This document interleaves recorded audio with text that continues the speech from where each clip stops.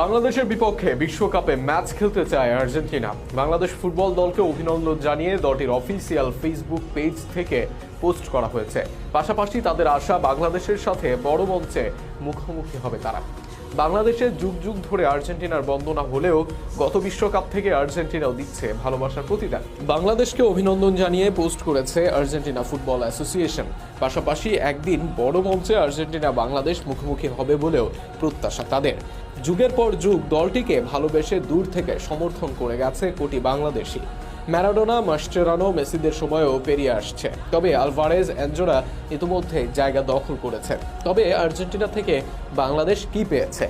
ভালোবাসা হয় নিঃস্বার্থ, তবে বিনিময়ে ভালোবাসা ফেরত পেলে সেই ভালোবাসা প্রেমে পরিণত হয়। আর্জেন্টিনা বাংলাদেশের ফুটবল প্রেমীদের প্রেম এখন জমে ক্ষীর বলা চলে।